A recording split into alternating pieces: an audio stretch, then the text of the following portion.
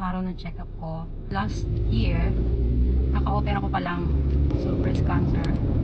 So, meron akong every 6 months na check-up, 2 to 5 years, para malaman kung totally cancer-free na ako.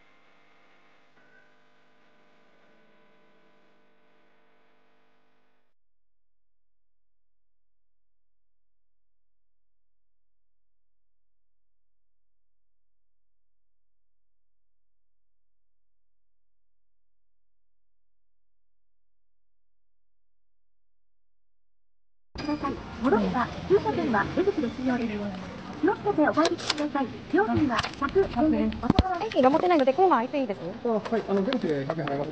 あ、そうですか。あ、わかりました。だから1000円札までね、はい。出口は。あ、わかりました。ありがとうございます。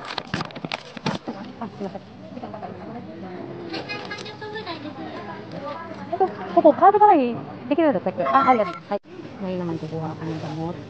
Gusto tayo makamagamot ng doktor.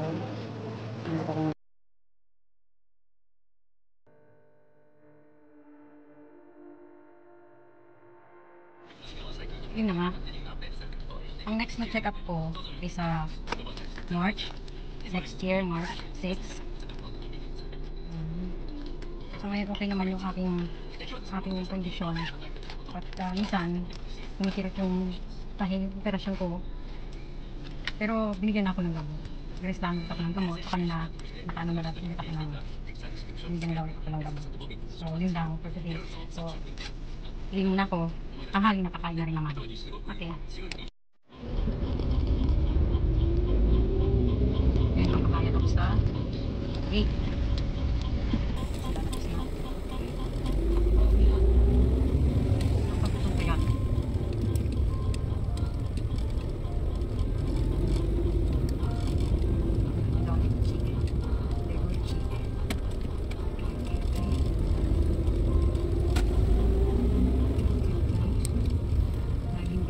Tatagalit mo na ang aking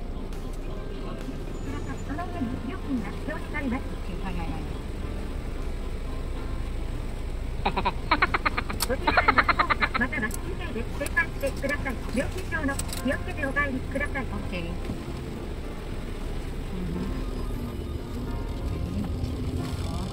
Kasi bawal dito ang hindi sit down.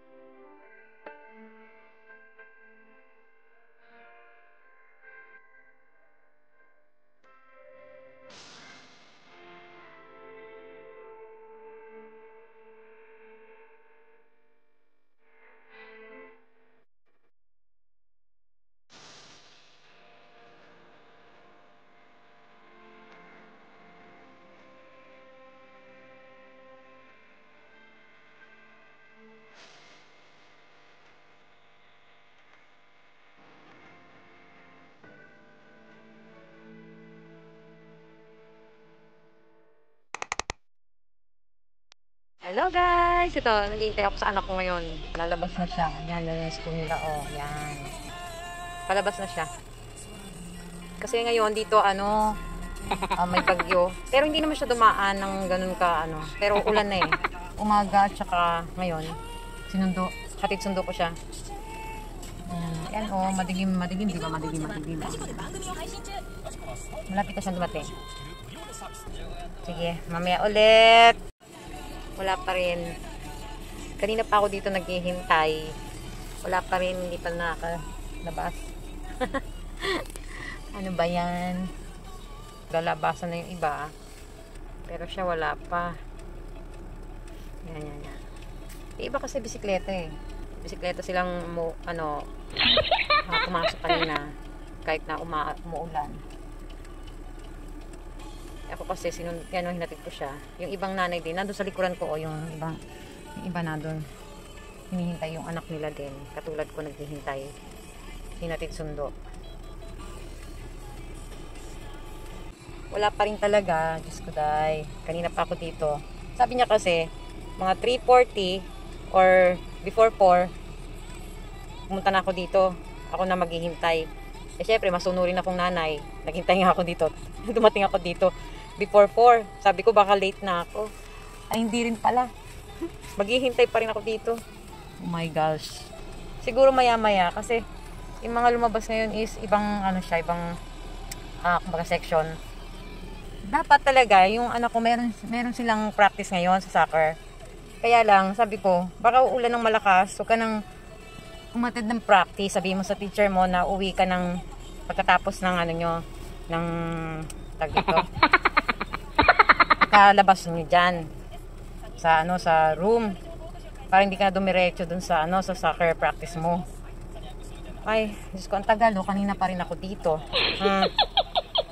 Pero wala pa. Hindi ko pa nakikita yung ibang kaklase niya na kilala ko. 30 kasi maglalabasan na sila.